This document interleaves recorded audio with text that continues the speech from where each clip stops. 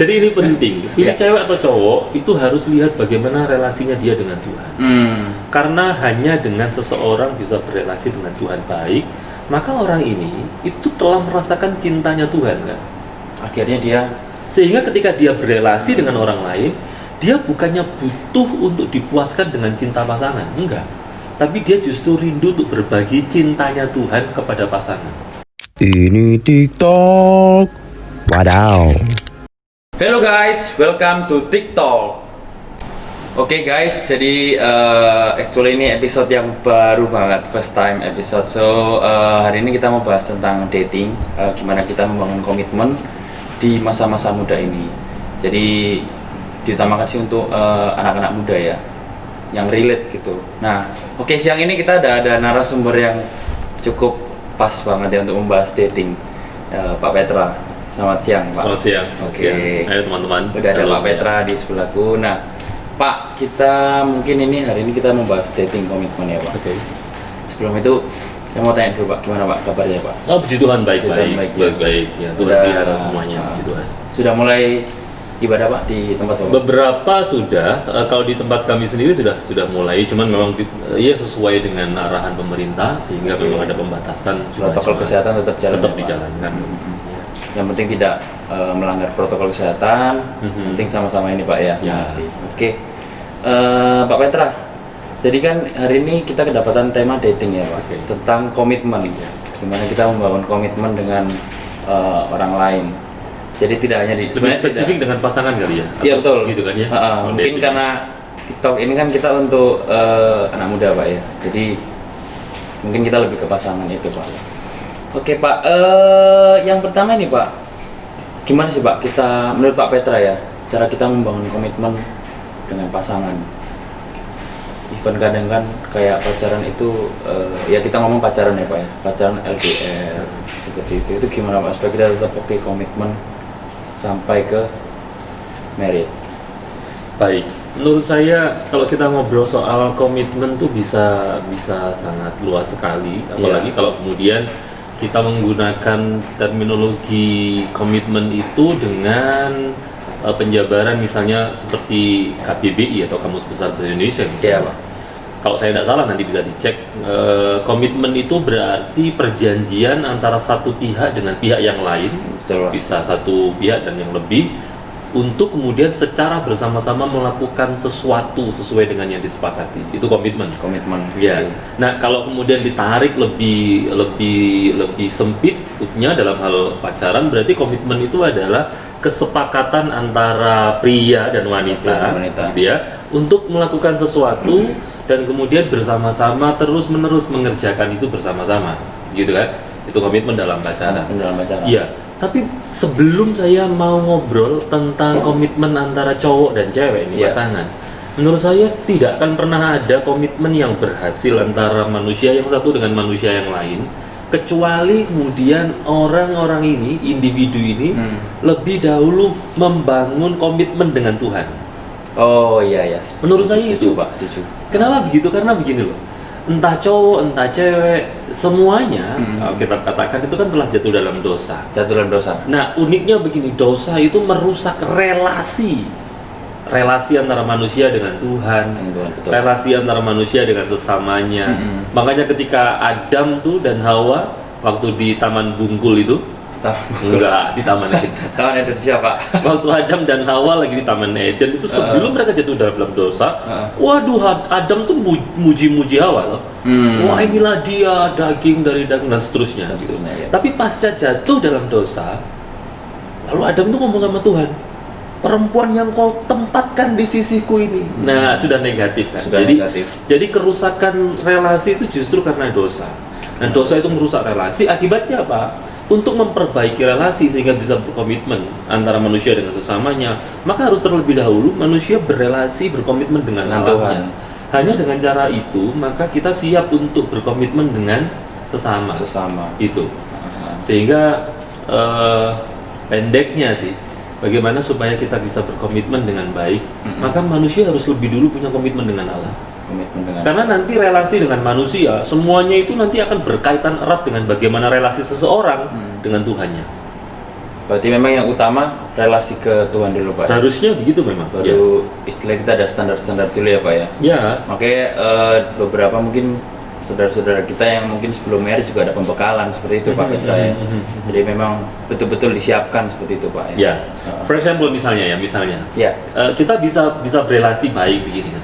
Tapi kalau saya tidak punya relasi baik dengan Tuhan, relasi saya bisa jadi relasi yang menimbulkan dosa. Contoh, saya punya agenda yang lain nih misalnya. Iya. Saya baik dengan seseorang, mau komitmen melakukan dengan seseorang karena saya punya agenda yang lain. Iya, betul. Tapi kalau kita sudah benar dengan Tuhan relasinya, maka berhubungan dengan manusia, berelasi, berkomitmen dengan manusia yang lainnya juga menurut saya juga akan benar.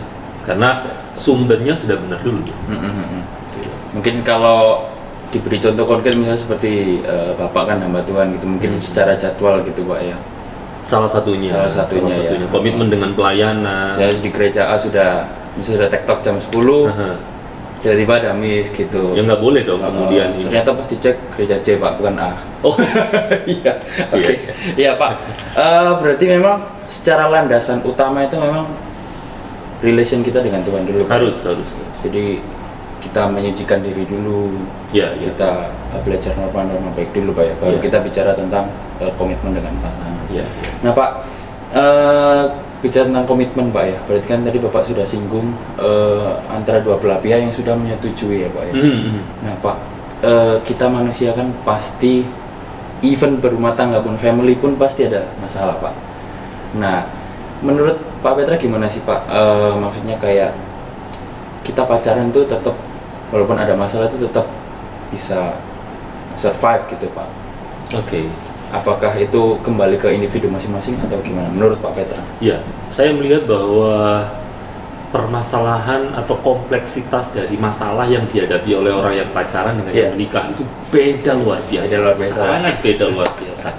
Sehingga cara menanganinya pun juga berbeda. Tapi ada prinsip-prinsip yang bisa kita pakai baik ketika kita dalam pacaran maupun setelah pacaran menikah. Iya, Pak. Yang pertama adalah menyadari bahwa hubungan itu adalah hubungan dari dua orang yang sama-sama tidak sempurna. Sama-sama tidak sempurna. Tapi punya gambaran tentang kesempurnaan. Iya Pak. Ekspektasi ya Pak. Ekspektasi. Jadi ekspektasi kita kadang-kadang melebihi dari kesadaran kita. Sesuai realita Pak. Iya. Contoh misalnya mintanya kalau pas ulta tuh dikado sesuatu yang romantis, yang mahal. Tapi ternyata pacar hanya datang dengan bawa bunga, begitu kan? Kalau bilang hanya bawa ucapan. Hanya bawa ucapan. Lalu bilang aku nggak punya apapun selain daripada dirimu, kan gitu. Kadang-kadang gitu Pak. Iya, itu waktu pacaran kayaknya sweet gitu kan. Begitu menikah, kamu ternyata beneran nggak punya apa-apa. Kan aku sudah bilang gitu kan. Waktu pacaran aku nggak punya apa-apa selain gitu sih Pak. Iya. Jadi uniknya begini. Saya nggak punya pacar sudah Pak. Iya. Terima kasih ya. Iya. Semoga melalui inilah ya. Oke, Tuhan kasih promosi kan. Kasih promosi Pak. Jadi yang pertama adalah harus menyadari relasi kita itu adalah relasi dari dua orang yang sama-sama tidak sempurna. Artinya yang satu bisa mengecewakan yang satu dikecewakan yang satunya.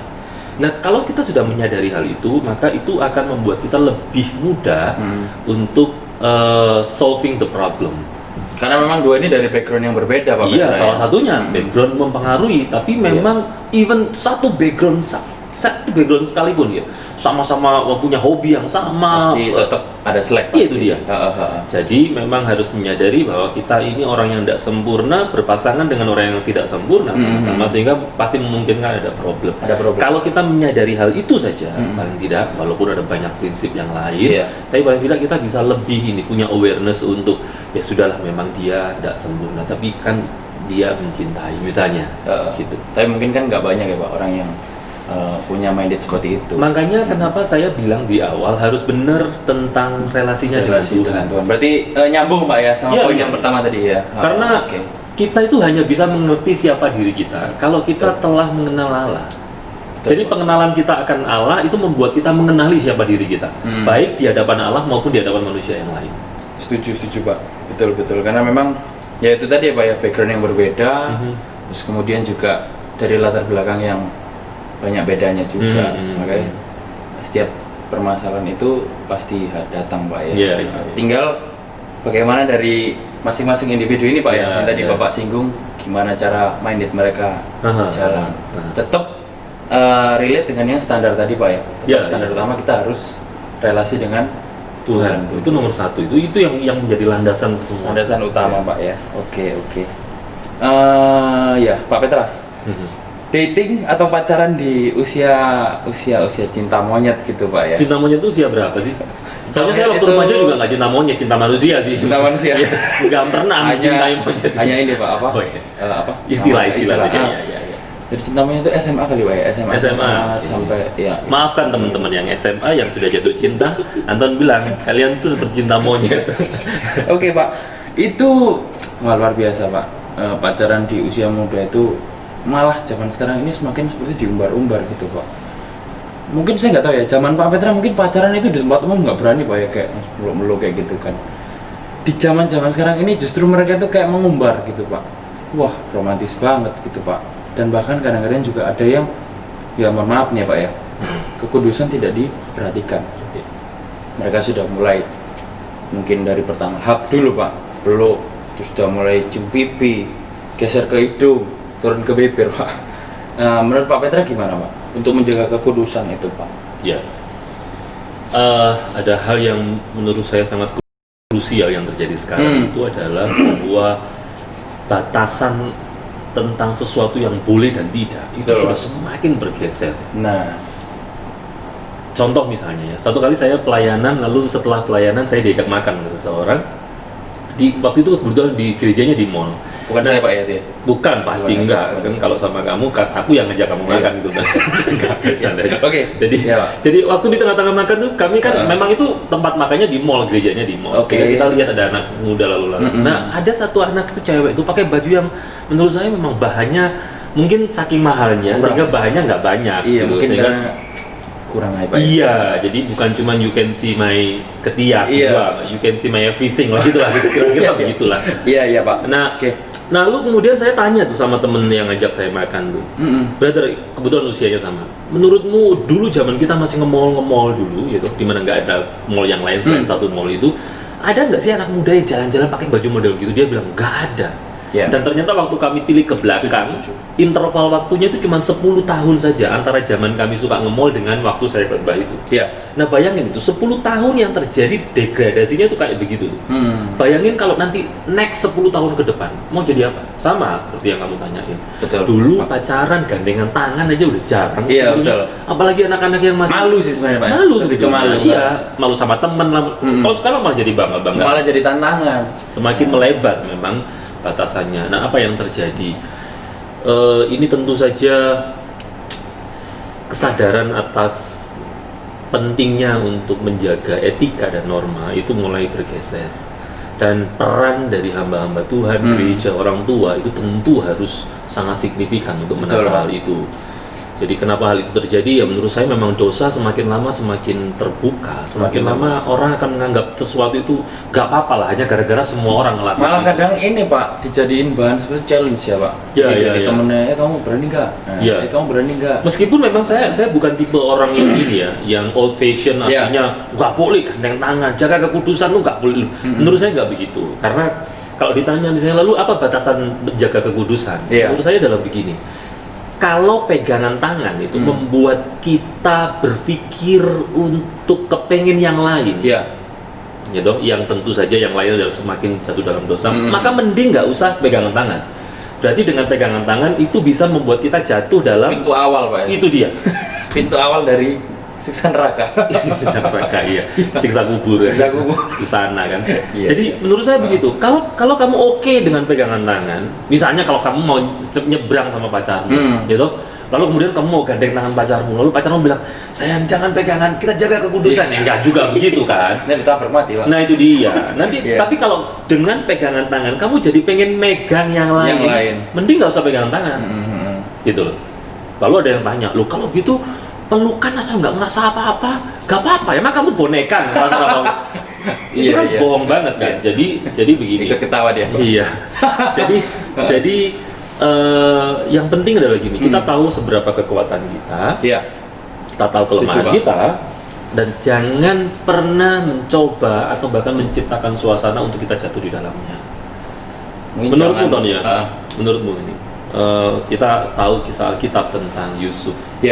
waktu digoda sama Tante Poti itu kan, istrinya Potifar kan, nggak ada namanya kan, Tante Poti kita sebut aja. Tante gitu ya. Poti. Iya. Waktu digoda sama Tante Poti, kenapa dia lari? Apa dia kuat? Enggak. Menurut saya dia tahu kelemahannya, dia bisa jatuh. Justru karena tahu kelemahan mungkin dia menghindari That's it, Pak. iya.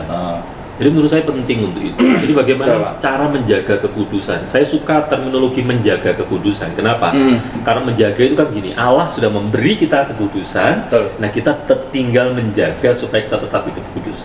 Security. Iya, kita nggak bisa mengusahakan kekudusan. Gitu. Nah, untuk itu kita perlu tahu kelemahan kita dan jangan pernah coba-coba untuk masuk di dalamnya atau bahkan menciptakan. Kalau pacaran berdua di rumah, gitu, biasanya ada pihak ketiga tuh, siapa? Setan Pak. Enggak, nafsumu. Itu setan Pak namanya. Iya, oke lah. Ya sudahlah. Kasihan setan lebih salah. Padahal dia diam aja gitu kan. Kita memang. Iya. Jadi misalnya udah tahu kan, berdua di rumah sendirian lalu biasanya cenderung untuk mengarah pada dosa. Ya jangan di rumah sendirian berduaan. Kan begitu. Iya. Di mobil cari tempat-tempat sepi, biasanya kalau sudah begitu terbawa lalu ada rasa kesetrum. Setrum. Iya, misalnya lalu kemudian kepengen, ya jangan berduaan di mobil kalau perlu. Oke. Gitu loh. Tadi kan kita ini Pak ya, yang tak garis bawain dari Pak Peter bilang kan berbicara tentang kelemahan Pak. Ya setiap orang kan mungkin punya kelemahan di bidang itu. Tapi kadang Pak, ketika case itu jalan Pak, ada suatu kejadian, terus mungkin sampai hamil Pak ya, mungkin PPA gitu ya. Itu ketika ada sih Pak, dari satu temanku itu ceritanya. Mereka akhirnya ketemu kan orang tuanya Pak. Terus kok bisa orang tuanya itu bilang gini Pak, ya udah mau gimana, suka sama suka, mau sama mau, terus mau nyalain siapa? Nah, kalau seperti itu gimana Pak? Maksudnya sama-sama suka gitu loh, sama-sama mau melakukan, tapi padahal itu sebenarnya melanggar Pak. Kalau menurut Pak Petra gimana Pak? Yang ditanya adalah apakah itu benar atau tidak sikap orang tuanya.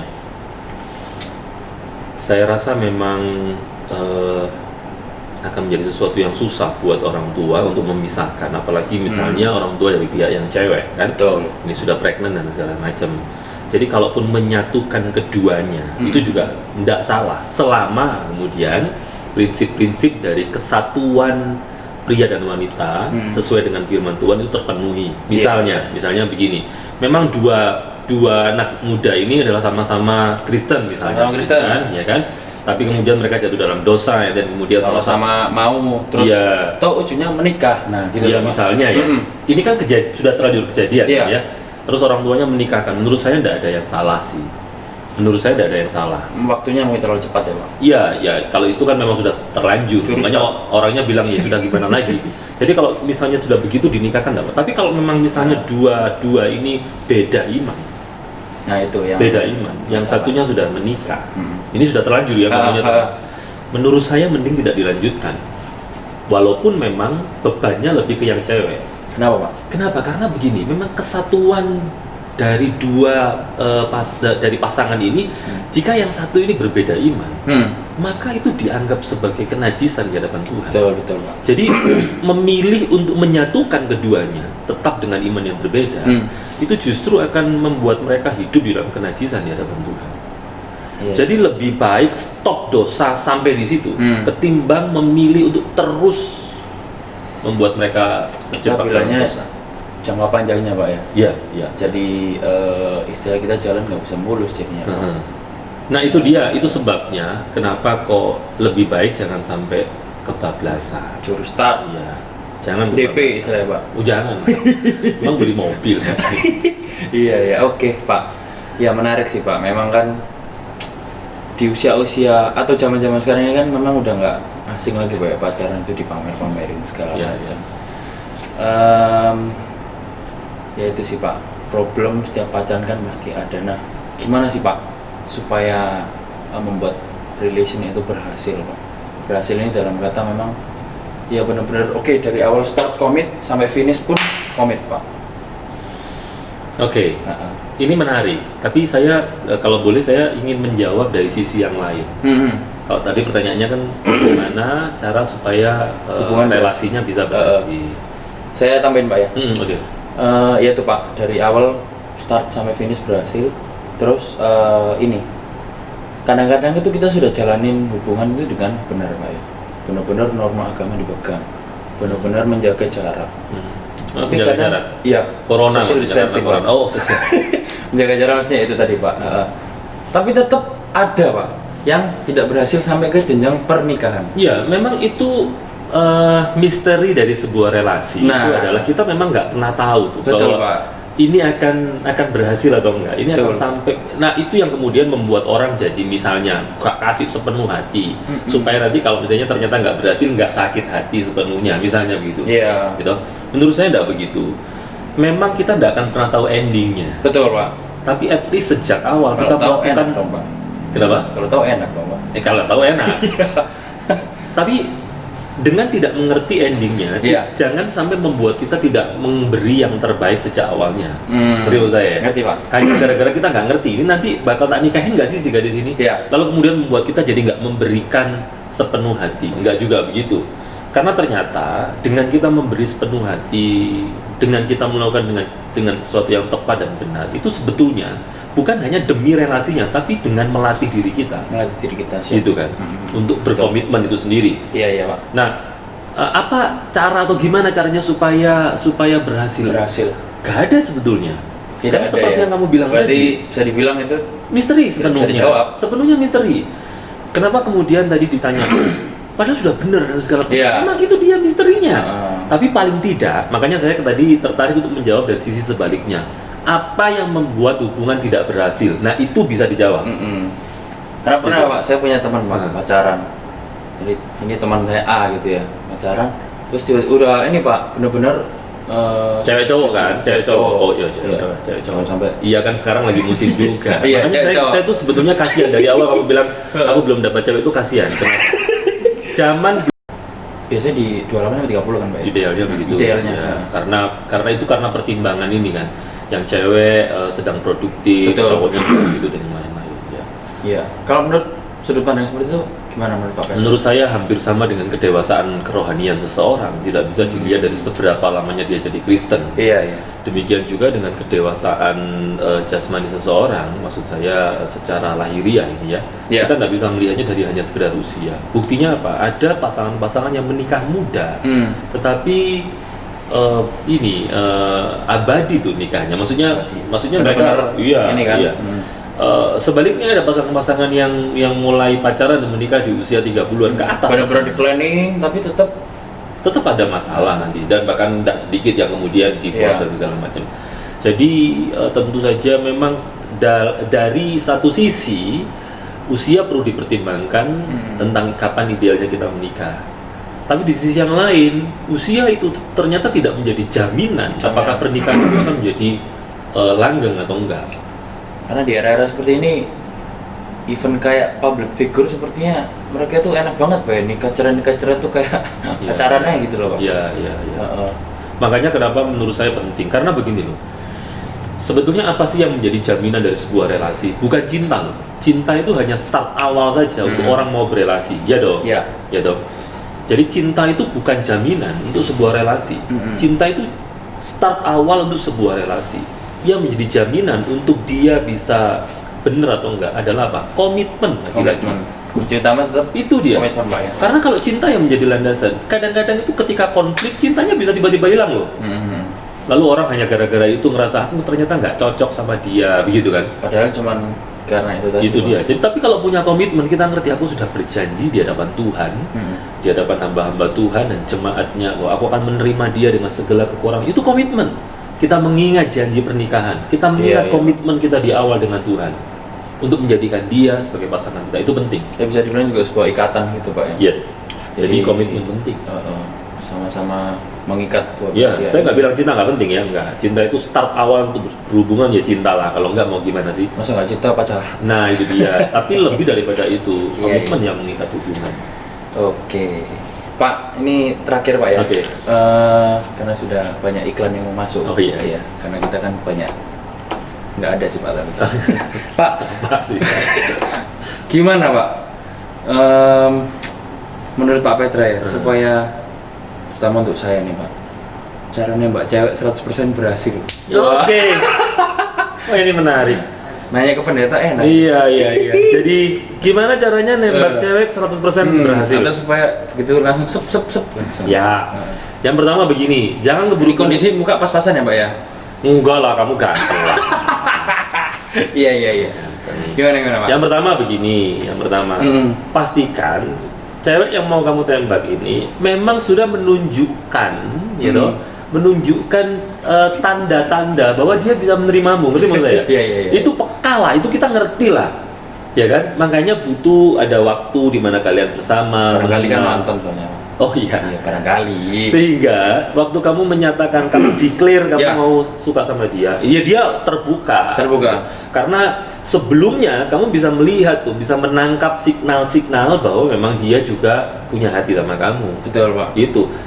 Selama ini sih saya kalau nembak cewek nggak pernah meleset tuh. Kenapa? Karena sebelum saya nembak, saya inilah menangkap signal bahwa kami memang bisa bersama. Mantap dong. Gitu. Udah pacaran berapa kali Pak dulu Pak? Saya lupa ya berapa ya. Sebelum menikah? Lupa berapa kali. Iya. Nggak lebih dari 2 bulan. No just kidding. Iya, Tapi iya, maksud iya. saya setiap kali saya mau nembak ya saya jelas ngerti lah. Saya jelas inilah, jelas punya apa ya, mengumpulkan data gitu. Oh iya dia memang begini kok. Diajak mau. Ya pasti sih dia pasti ada kayak feedback dulu kan Pak? Iyalah, kalau enggak mau gimana? Kalau nggak ada feedback juga. Iya, tangkap sinyal itu. Asal jangan tangkap sinyal yang salah. Kegeeran. Iya. Gitu, kita pikir dia pasti bakal yes I do Iya, gitu. iya. Pasti tembak enggak Pak? Nah itu kita yang kegeeran. Itu masalahnya bukan pada pasangan, tapi pada diri kita gitu. Saya pernah kan ngechat Pak, si cewek ngechat, nggak dibalas Pak. Ternyata HP saya mati. Oh iya. Agak garing sih ya, tapi Iya. nggak apa-apa lah. Orang-orang sekarang suka yang garing-garing. Iya. Kriuk. Iya. Berarti memang itu Pak ya, yang utama feedback dulu ya. Ya, kita tangkap sinyal dari dia. Kalau dia nggak kasih feedback, mundur alon-alon Pak. Enggak, kalau saya enggak. Tetap ya? Kalau saya enggak. Saya akan terus sampai saya akan tahu memang Siap. iya atau enggak. Gitu. Ini cowok ya, cowok. Jangan mundur hanya gara-gara dia misalnya diajak makan nolak, diajak nonton nolak, sekali 2 kali nolak. Tapi kalau emang Siapa dia tahu yang ketiga nolak ya Pak? siapa tahu yang keempat juga. Tapi berarti dia bukan cuma nggak suka, emang enak banget Iya, sama iya. kita. Nah, kalau udah begitu jangan ditembak lah. Kacau. Gitu kan, iya. Iya. Tapi jangan mundur hanya gara-gara sekali 2 kali. Saya tuh punya temen ini ceritanya aja nggak apa-apa ya. Iya, nggak nggak online. Saya punya temen ini Iya, beneran. nggak Nih. Dia tuh cinta sama seseorang dan dia jaga cintanya. Waduh, si cewek ini sampai sekolah ke luar negeri, ditinggal ke Amerika, pacaran sama orang di Amerika dan segala macam. Udah nggak pacaran sama sekali loh. Iya. Ini temen deket saya soalnya cowoknya. Ketika ceweknya balik, dia pendekatan lagi dan itu takes years itu, butuh bertahun-tahun sampai akhirnya ceweknya bilang, iya. Dan sekarang menikah, anaknya kalau saya tidak salah 3 atau 4. Bayangin tuh. Jadi ada orang-orang yang seperti itu yang nggak mundur hanya gara-gara 1-2 kali gagal. Ditunggu ya Pak ya, benar-benar ditunggu. Tapi kalau memang ini ya jangan ditunggu terlalu lama juga. Kalau memang ternyata memang dia benar-benar enak sama kita, bahaya Pak ya. Iya ya, konyol juga itu perjuangan yang Betul. konyol. Berarti komitmen ini cukup ini Pak ya, nilai penting banget. Oh penting banget. Tapi kalau menurutku sih nggak hanya di dating Pak ya. Even kayak kita mungkin agak sedikit keluar dari dating ya, seperti kita hubungan ke orang, surfing, pelayanan dan segala macam itu memang ya landasan utama komitmen ya. Komitmen. Bukan hanya sekedar kayak mungkin ikut-ikutan atau Iya. musim-musiman gitu. Dan sekali lagi ya, sebelum kita mengikatkan komitmen pada apapun, maka ikat komitmen dengan Tuhan dulu. Dasar utama tadi Pak Dasar ya. utama. Pasti semua tetap Dan itu Kembali ke berlaku dasar. secara universal. universal. Baik kita mengikatkan diri pada pelayanan, mengikatkan diri pada yang lain-lain. Yang pertama harus semuanya dilandasi komitmen kita dengan Tuhan.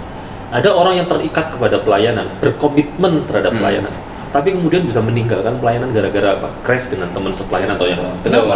Karena komitmennya dengan pelayanan, Bukan sama bukan dengan Tuhan. Tuhan. Tapi kalau Allah yang menjadi dasar komitmennya, mau crash gimana pun ya tetap dia masa bodoh mungkin Pak ya. Ya. Tetap pada apa? dia cari solusi yang baik. Poin utamanya pelayanan ya. Nggak itu. berhenti untuk membuat dia pelayanan. Betul Pak. Oke Pak Petra, Ya. terima kasih banyak Sama-sama, waktunya. sama-sama. Semoga sharing kali ini tentang dating bisa cukup menginspirasi Amin. para viewer juga para anak-anak muda di luar sana yang mungkin belum tahu sih Pak Ya. dasar-dasar dating itu apa. Hmm. Jadi mungkin poin-poin yang kita dapat hari ini ya itu Pak ya, kita membangun landasan utama dulu sama Tuhan. Yes. Kedua yaitu komitmen penting ya, mau sekecil apapun Iya. tetap komitmen harus dijalani. Iya, cinta itu awal, komitmen adalah yang melandasi cinta itu. Siap. Oke. Ya, makasih Pak Petra Sama-sama, untuk waktunya. Oke guys, jadi hari ini kita udah ngobrol sama Pak Petra tentang dating, terutama di komitmen. Oke. Sekian dulu video episode kali ini. Sampai ketemu di episode selanjutnya. Oh ya, jangan lupa kalian kalau mau request bintang tamu siapa yang mau kita acak-acak di sini, komen di bawah aja. Acak-acak ya. Siap. Oke. God bless you. Bye.